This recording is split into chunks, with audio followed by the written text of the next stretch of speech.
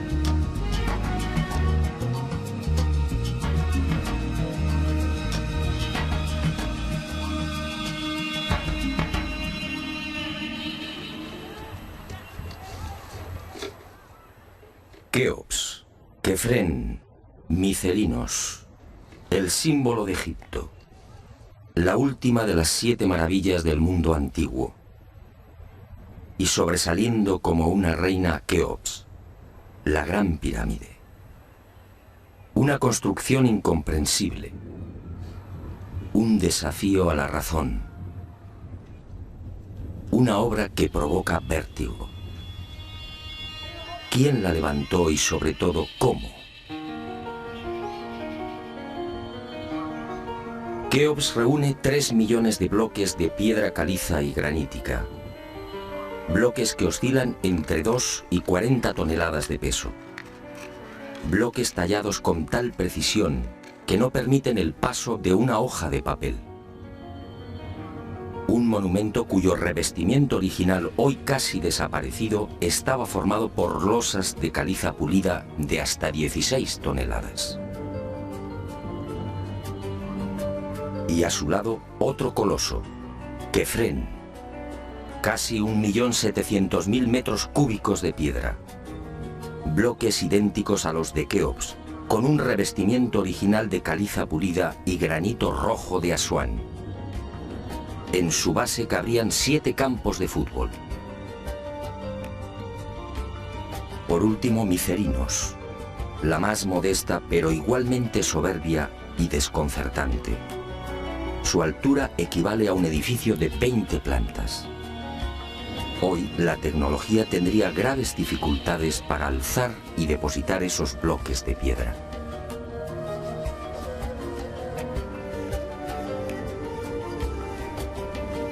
A la vista de estas mareantes cifras, el mundo se pregunta, ¿cómo lo hicieron?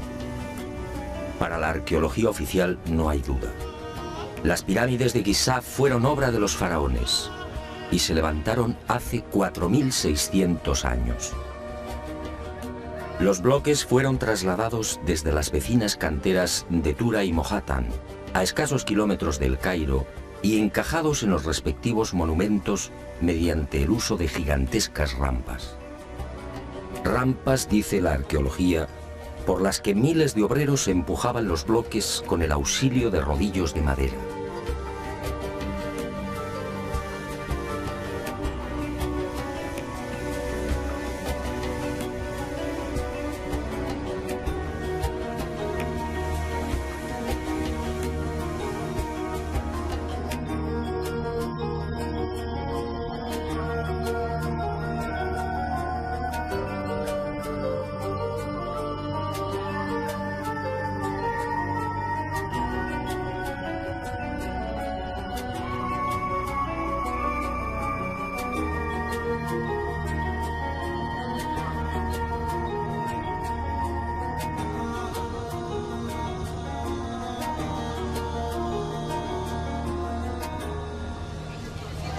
Pero la célebre teoría de las rampas, divulgada en el siglo XX por el arqueólogo alemán Ludwig Borchardt, no termina de convencer a cuantos hemos tenido el privilegio de pisar la meseta de Giza y contemplar estos 3 millones de bloques.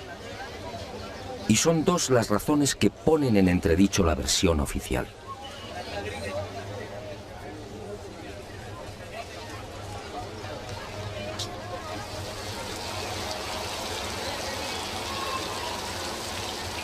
Según los arqueólogos, la Gran Pirámide fue construida por Keops, el faraón que reinó entre los años 2590 y 2567 a.C.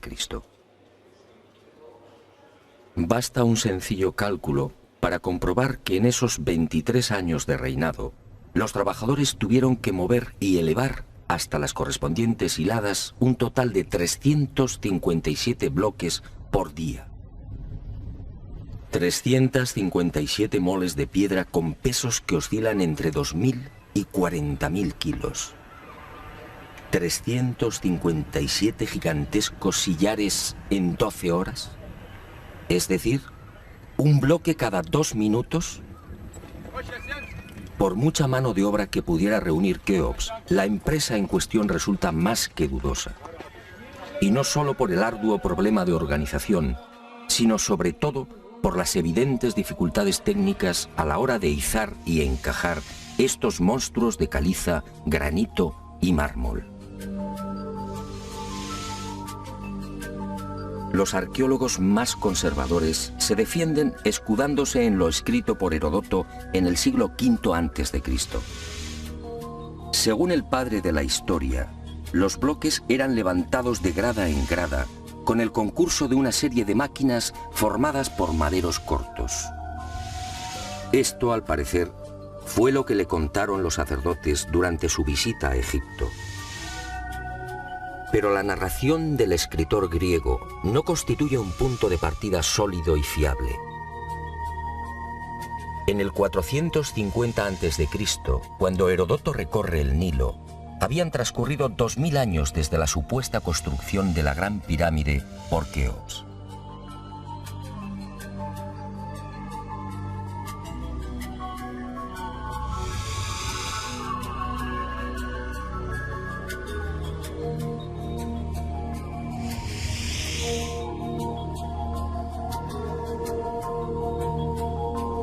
Heródoto no menciona las rampas, ni se atreve tampoco con el espinoso problema de los 357 bloques por día.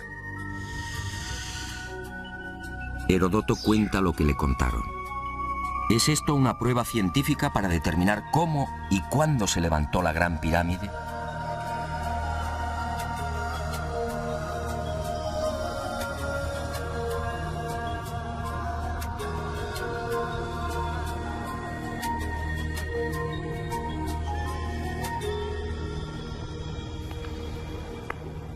Pero existe una segunda razón de mayor calado que hace dudar de lo establecido por la arqueología. Hace 4.600 años, cuando los arqueólogos fijan la construcción de la Gran Pirámide, el Valle del Nilo justamente despertaba al periodo neolítico.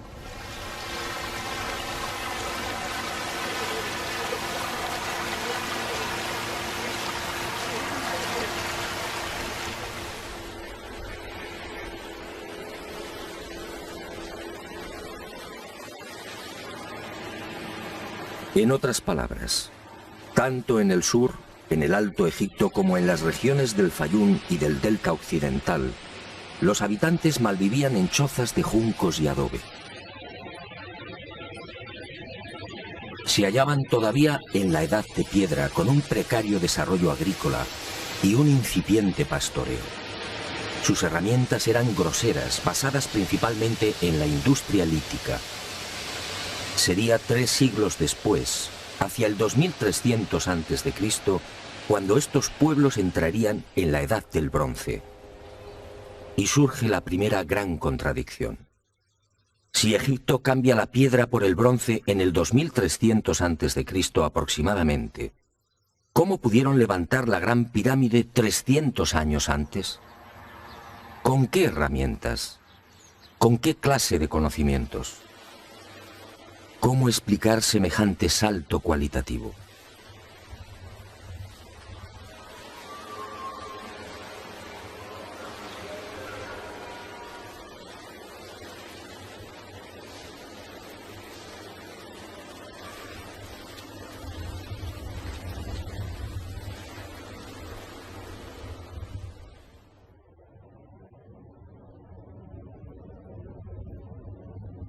Nadie en su sano juicio y con un mínimo de información puede aceptar que esta maravilla arquitectónica fuera obra de unas gentes primitivas que ni siquiera conocían la escritura.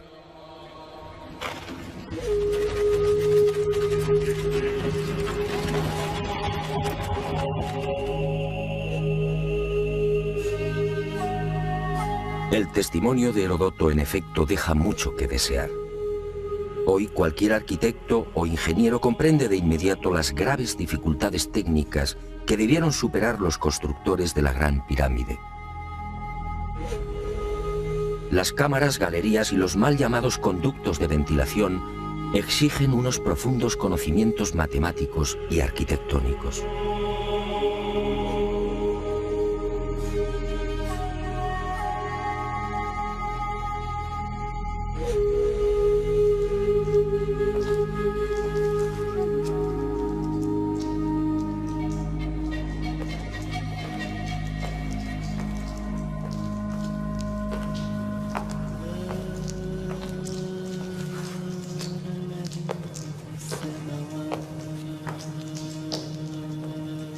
Basta echar un vistazo a las toscas herramientas con las que, según los arqueólogos, se construyeron las pirámides para comprender que algo falla en esta historia.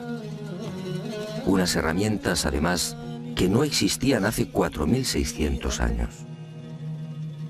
Es que estos mazos, niveles, bolas de dolerita, escuadras, trineos de madera y regletas sirvieron para establecer las asombrosas proporciones de la Gran Pirámide. ¿Cómo explicar, por ejemplo, que la desviación de la orientación norte-sur de sus caras no supere los 3 minutos 20 segundos hacia el oeste? ¿Cómo explicar la increíble perfección de la angulación de los bloques de revestimiento? Hoy solo podríamos alcanzarla con instrumentos ópticos. ¿Cómo entender que hace 4600 años aquellos pueblos neolíticos dispusieran ya de una medida tan perfecta como el codo? Como es sabido, solo en la era espacial se ha podido comprobar que el metro estaba mal medido. Su longitud en realidad es algo más de lo que siempre habíamos creído. El metro exacto tiene una longitud de 1.047. Pues bien, 2 codos egipcios equivalían exactamente a 1.047. El metro de la era espacial. ¿Cómo lo lograron? Pero las dudas y contradicciones no terminan ahí. Hasta el día de hoy, nadie ha logrado explicar satisfactoriamente el sistema de iluminación utilizado a la hora de construir las pirámides. Las tradicionales antorchas no sirven. No hay restos de hollín en techos o paredes. En cuanto a la fórmula de los espejos, reflejando la luz solar hasta lo más profundo, tampoco resiste un análisis medianamente serio. El movimiento del Sol obligaría a los constructores a una penosa labor de permanente rectificación.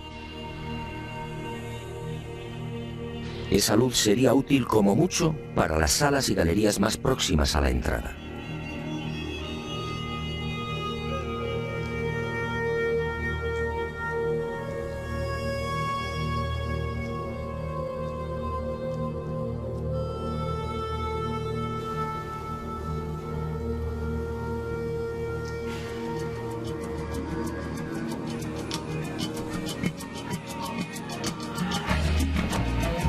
Las explicaciones de los arqueólogos tampoco convencen cuando alguien pregunta por el método utilizado para cortar los enormes bloques de granito. ¿Herramientas de cobre? Eso sería como intentar cortar una mesa de mármol con unas tijeras.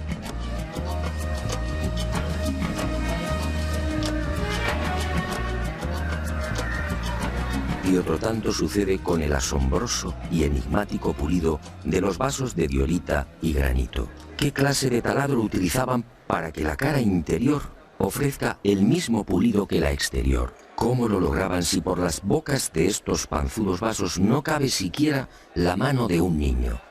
Y otro detalle estremecedor. Al examinar el pulido de estos vasos y platos, los expertos han comprobado que a cada vuelta la presión ejercida era 500 veces mayor que la obtenida en la actualidad con los poderosos taladros de punta de diamante artificial. Y de nuevo la gran interrogante. Si muchos de estos vasos han sido fechados en el 2600 a.C., ¿quién los fabricó? ¿El hombre de la Edad de Piedra? Evidentemente no.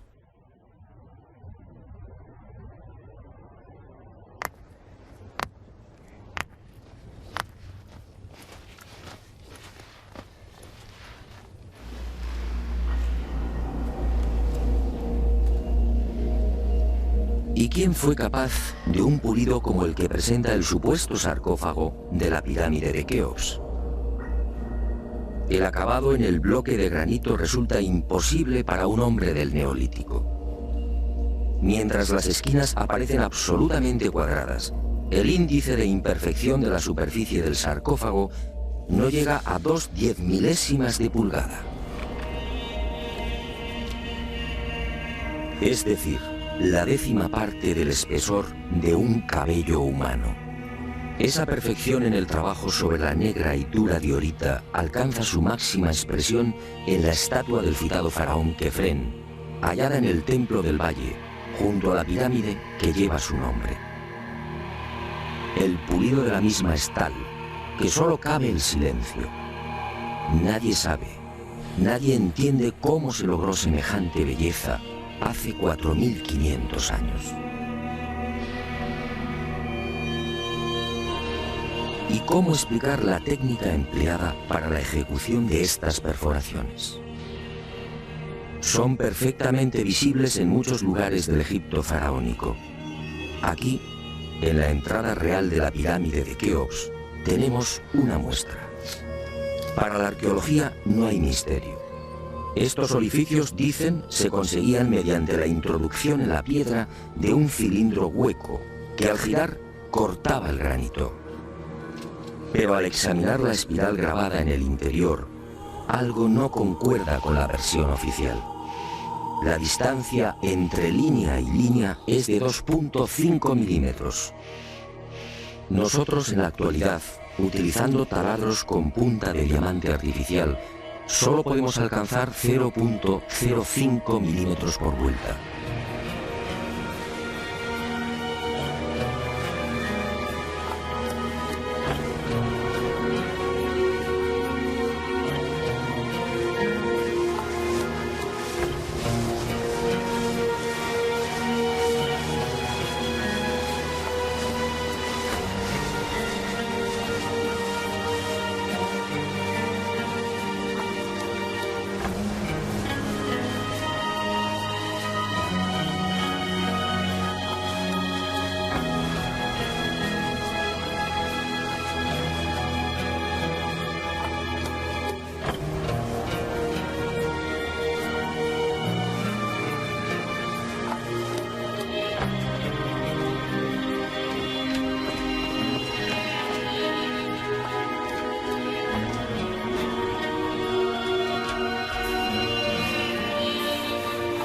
desarrollaban aquellos primitivos egipcios semejante presión y fuerza con un simple cilindro hueco.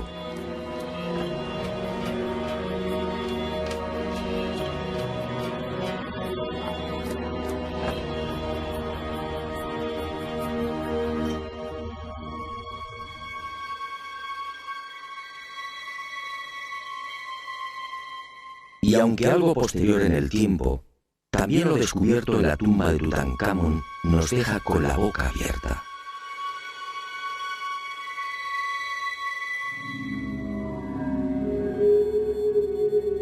Cuchillos inoxidables, sandalias y manoplas de oro, una cama ergonómica, una cama con la parte de los pies más elevada, favoreciendo así la circulación sanguínea. ¿Cómo es posible hace 3.333 años? ¿De quién lo aprendieron?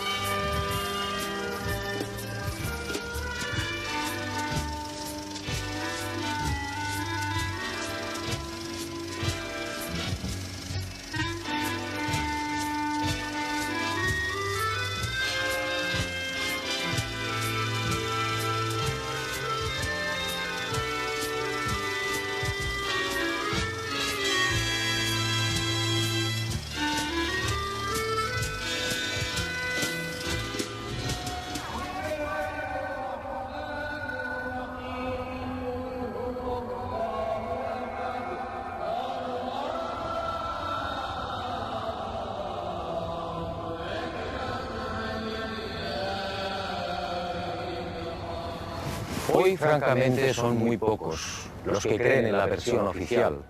Hace 4.600 años, los pueblos que habitaban esta región no estaban en condiciones de imaginar siquiera este portento arquitectónico. Pero entonces, ¿quién levantó las pirámides?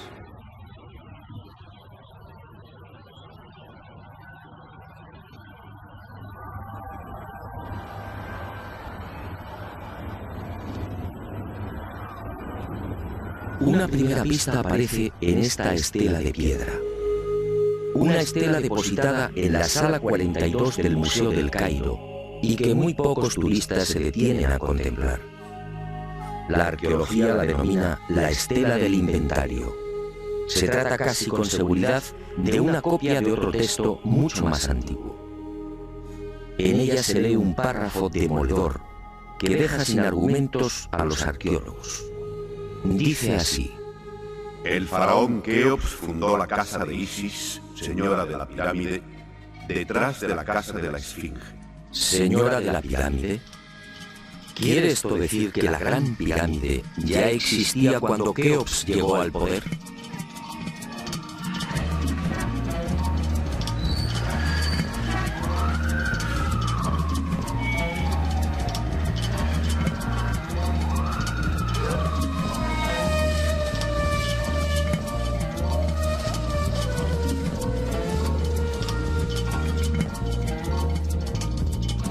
La segunda pista, mucho más espectacular, se encuentra a casi 3.000 kilómetros del Cairo. Y hacia allí nos dirigimos.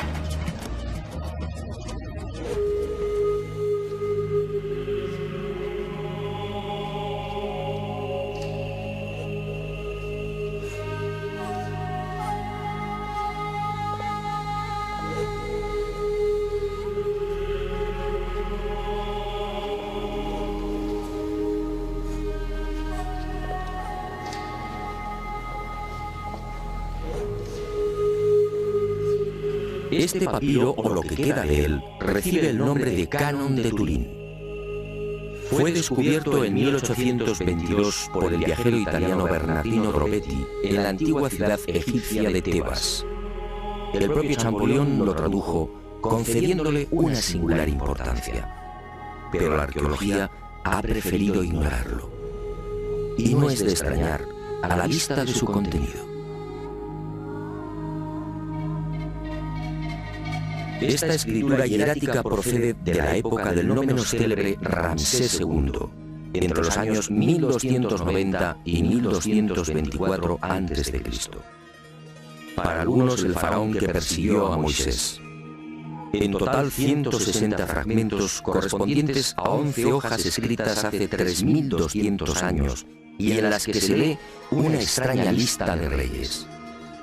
Una lista de reyes egipcios imposible para la ciencia.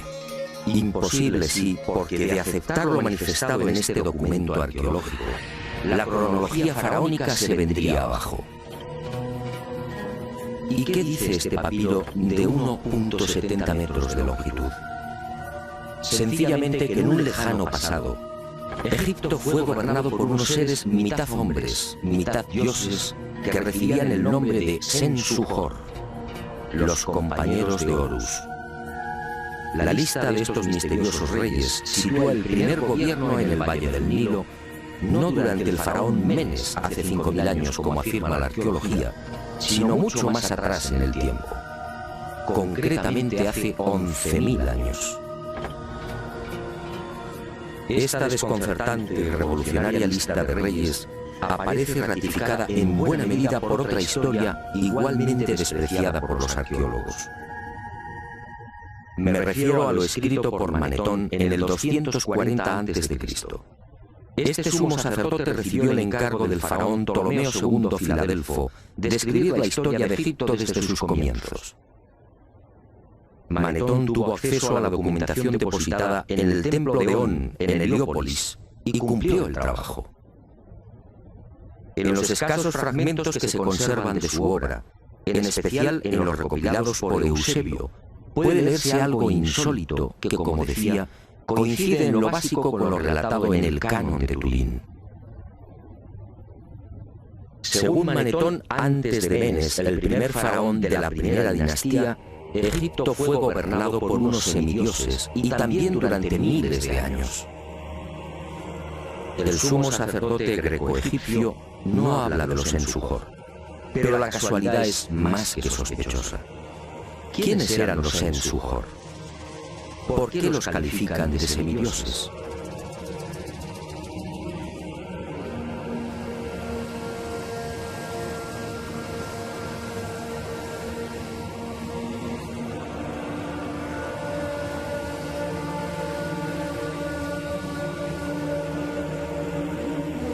Para los arqueólogos más conservadores, los Sensuhor y la información suministrada por Manetón son pura fantasía.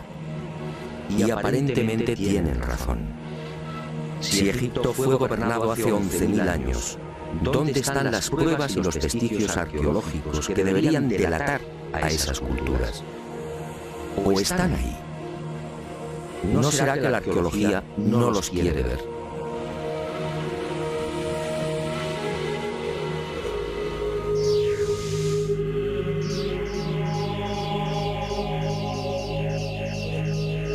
El presente descubrimiento se debe al investigador español Manuel Delgado. Él fue el primero en percatarse de lo que guarda el nuevo Museo Nubio.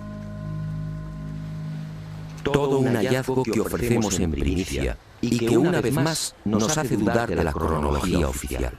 Este huevo de avestruz fue descubierto en la tumba 96 del cementerio 102 en Nubia por el arqueólogo inglés Cecil Malaby Firth. El hallazgo tuvo lugar en 1907, pero dada su naturaleza, fue silenciado. Alguien dibujó sobre él y lo depositó junto al cadáver. Evidentemente se trataba de un objeto muy querido por el difunto. En una de las superficies pueden apreciarse los dibujos de un avestruz y algunas plantas. En la opuesta, oh sorpresa, otra escena imposible: el curso del río Nilo y las siluetas de unas construcciones muy familiares. Las 3 pirámides de la meseta de Giza. El hallazgo de este huevo de avestruz no tendría mayor importancia, de no ser por un pequeño gran detalle. Según los investigadores, los restos humanos de la citada tumba 96 se remontan a la cultura Nagada I, es decir, alrededor de 7.000 años. 7.000 años. Algo en efecto no cuadra. Si la arqueología afirma que las pirámides de Giza fueron levantadas hace 4.600 años, ¿cómo es que aparecen dibujadas en una sepultura de hace 7.000? Pero las pruebas que apuntan a un pasado mucho más remoto de lo que pretende la egiptología no terminan ahí. En 1991 volvió a encenderse la polémica. Esta vez el protagonista fue Abu el-Hol, el padre del terror, nombre dado por los naturales de la región a la mítica esfinge.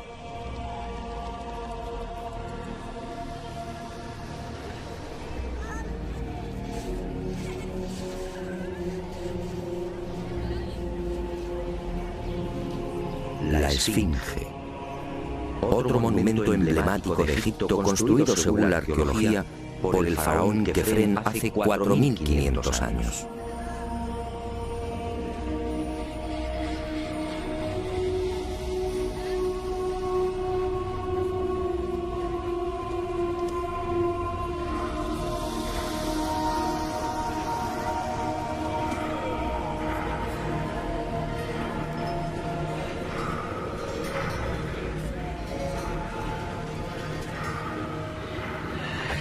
Lo que hoy podemos contemplar tiene escasa relación con la estampa original.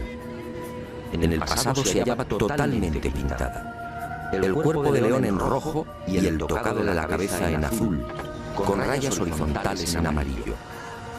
Portaba una barba postiza y por delante de esa barba aparecía una estatua a tamaño natural. Durante la invasión de los mamelucos, la esfinge fue cañoneada y la nariz destrozada.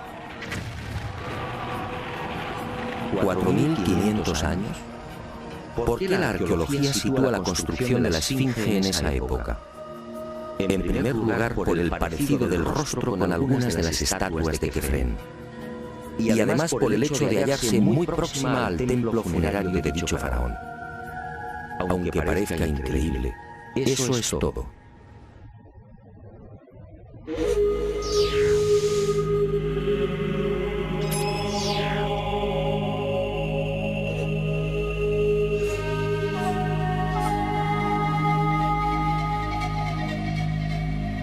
Y en 1991, como decía, los arqueólogos fueron arrinconados de nuevo contra las cuerdas. Un equipo de la Universidad de Boston, dirigido por el geólogo Robert Scott, dio a conocer un estudio que retrasaba la construcción de la esfinge en varios miles de años. Mediante la utilización de ondas sonoras y micrófonos especiales, los geólogos norteamericanos exploraron las rocas que forman parte de la esfinge. El resultado fue asombroso. La zona delantera del monumento y parte de las paredes del foso que la rodea presentan una erosión de 2 metros de profundidad provocada por las lluvias.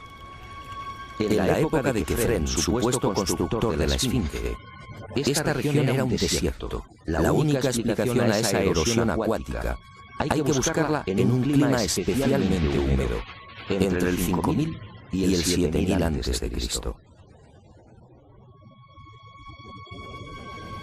Casi mágicamente hemos llegado a un punto que ya fue contemplado en uno de los anteriores capítulos de este planeta encantado.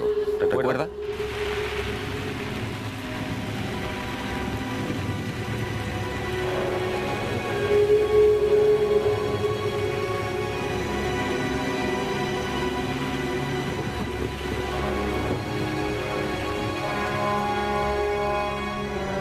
Al hablar del Gran Jardín, pudimos comprobar cómo todo el norte de África hace unos 12.000 años aproximadamente se vio sometido a un dramático cambio climático. En otras palabras, la Universidad de Boston acertó.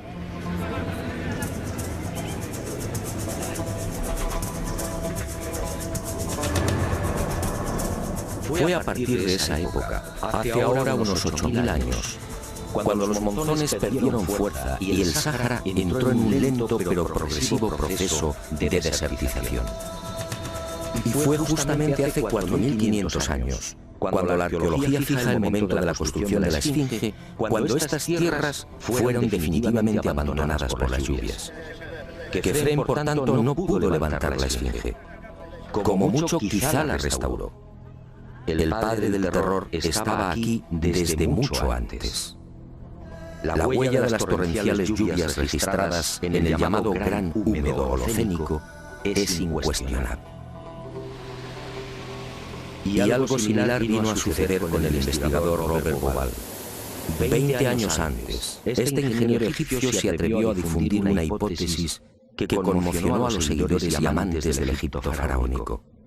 Para Bauval, las pirámides de Giza no son construcciones aisladas. Las tres forman parte de un plan unificado minuciosamente diseñado. Y para irritación de los arqueólogos más conservadores, formuló una teoría que volvía a poner en tela de juicio la ya desacreditada cronología oficial. La tesis de Bauval es conocida como la correlación de Orión, es decir, el asombroso parecido en la disposición de Keos, Kefren y Micerinos respecto a las tres estrellas que forman el cinturón de Orión. Basta trazar una línea entre las tres pirámides y otra entre las estrellas del cinturón para observar que sendas ubicaciones son casi idénticas. Casi idénticas, sí, pero no iguales. El ángulo de las pirámides es de 172 grados y el de las estrellas de Orión en la actualidad de 181. Bauval se percató de esta pequeña diferencia y tuvo una genial intuición. Con la ayuda de las computadoras retrocedió en la historia y descubrió que la alineación de las estrellas del cinturón de Orión coincidía con la de las pirámides hace 12.500 años. No son demasiadas coincidencias. Por un lado, la geología demuestra que la Esfinge tuvo que ser construida en pleno Gran Húmedo, es decir, hace más de 9.000 años. Por otro, el papiro de Turín y Manetón aseguran que unos semidioses gobernaron el Valle del Nilo hace 11.000 o 12.000 años. Quizá más. También el huevo de avestruz hallado en la tumba 96 en Nubia nos dice que las pirámides existían ya hace 7.000 años. Y la tesis de Bauval pone punto final, insistiendo de nuevo en esa misteriosa fecha. 12.500 años.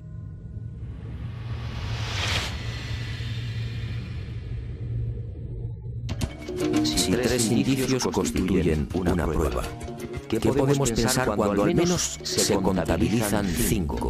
5 indicios, sí, de momento.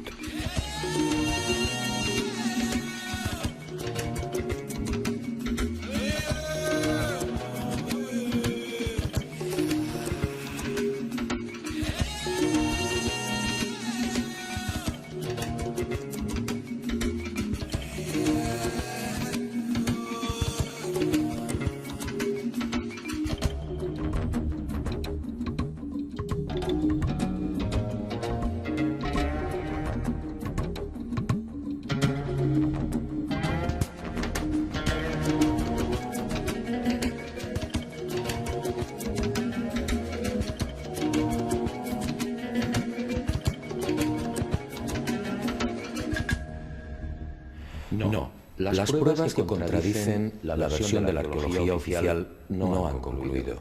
¿Recuerda usted esta pintura? Fue descubierta en el Tassili argelino. Según los arqueólogos, tiene una antigüedad aproximada de 5.500 años, probablemente mucho más. Se trata, en mi opinión, de un carro egipcio. Pero ¿cómo es posible? ¿Un carro egipcio a 2.500 kilómetros del Nilo? ¿Un carro egipcio antes de que existiera Egipto? Si la arqueología dice que el primer faraón de la primera dinastía empezó a reinar 4.920 años antes del presente, ¿cómo explicamos esta pintura, datada mucho antes? No fue la única.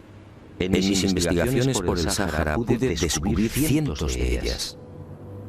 En 1982, una síntesis de los trabajos de Henry Lott sacaba a la luz un total de 600 carros pintados o grabados. A estos hay que sumar otros 400, distribuidos por Mauritania, Marruecos, Argelia, Libia, Mali y Níger.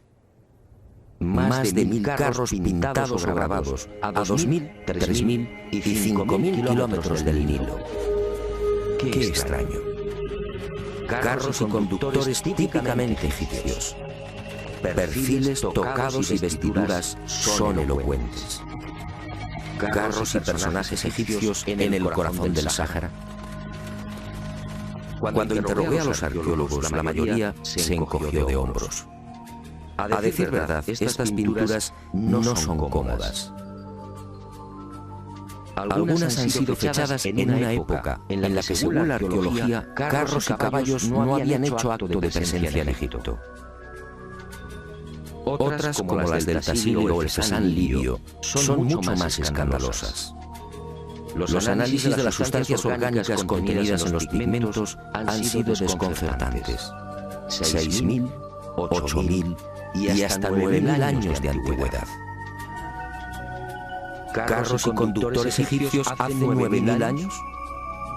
Y casi sin querer, a la vista de estos documentos pictóricos, la memoria vuelve a poner en pie los hallazgos de la Universidad de Boston, el papiro de Turín, la historia narrada por Manetón, las pirámides pintadas en el huevo de avestruz o el descubrimiento de Kubal. Naturalmente, para la arqueología, estas pinturas y grabados no tienen sentido. El caballo y los carros, dicen, entraron en Egipto hacia el 1700 a.C. Y lo hicieron con la invasión de los Hicsos, un pueblo procedente de la Alta Siria, que gobernó la mitad oriental del delta. Nuevo y grave error de la arqueología. El caballo y los carros, como demuestran estas pinturas y grabados, ya existían en el Sáhara mucho antes de la 13 dinastía. Otra cuestión es que no quieran reconocerlo. Y es comprensible. Si los egipcios y su cultura proceden del Sáhara, ¿en qué queda la supuesta hegemonía del Egipto faraónico?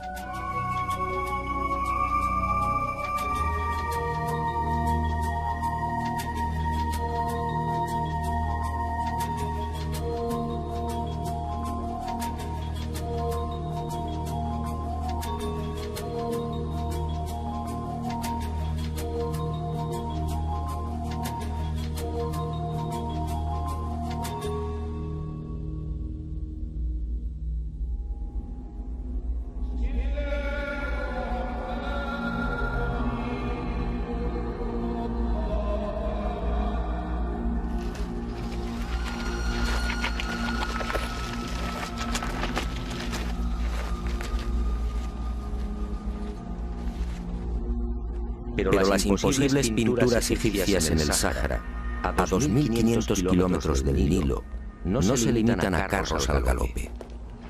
Otras, para desconcierto e irritación de la arqueología, presentan escenas muy diferentes. Ofrendas. Personajes adornados con el ubeus, la serpiente sagrada sobre las cabezas. Barcas igualmente egipcias. Vestimentas similares a las que lucen faraones y sacerdotes. Individuos de perfil al más puro estilo egipcio. Pinturas todas ellas muy anteriores al Egipto faraónico.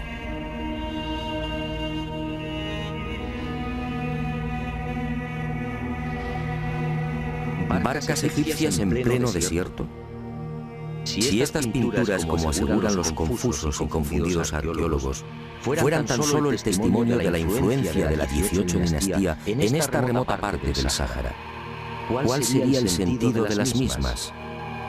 En esa época, durante la 18 dinastía, hace 3.500 años, esta zona era un desierto idéntico al que ahora vemos. Barcas en un infierno de piedra y arena. ¿Y por qué ignoran la datación? Si estas pinturas se remontan a 9.000 años, entonces las barcas sí están justificadas. En esa época, como se recordará, El Sáhara era un jardín, con ríos tan anchos y caudalosos como el actual Amazonas. Pero las extrañas coincidencias van más allá. En esta tumba, a lo largo de más de 120 metros, hace 3.100 años, Ramsés III mandó pintar lo que se conoce como el Libro de las Puertas, una especie de cartografía del más allá, una síntesis de la religión del inframundo, la religión del río infernal, la religión que partió del Sáhara y que posteriormente, con las migraciones, apareció entre los guanches, los íberos y los etruscos. ¿Casualidad? ¿Y qué decir de los cientos de representaciones de la vaca sagrada Hathor, del buey Apis o del carnero Amón, todos egipcios con el disco solar entre los cuernos? ¿Cómo explicar que estas mismas imágenes podamos encontrarlas en las pinturas y grabados rupestres de Marruecos, Libia o Argelia? Grabados y pinturas, no lo olvidemos, de 9.000, 10.000 y 12.000 años de antigüedad. Es decir, muy anteriores a los bóvidos egipcios. Para el que lo quiera ver, está muy claro. El dios Sol o Amón-Ra de los egipcios, el Achamón de los guanches o el Baal-Jamón de los fenicios tienen un origen común: el profundo y olvidado Sáhara.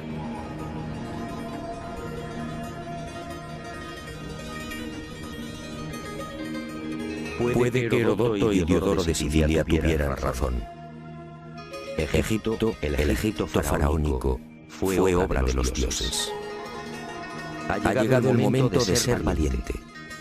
Para mí, hace 9.000 o 10.000 años, quizá más, alguien no humano descendió en el gran jardín, en el Sáhara azul, y puso en marcha una gran cultura. Una civilización intuida en una lengua, una religión y unas costumbres comunes.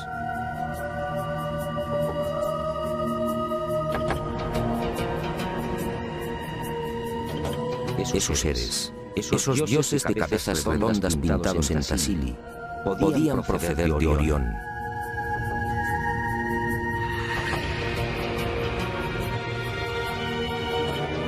Y ellos, o sus descendientes, levantaron estas magníficas e imposibles construcciones.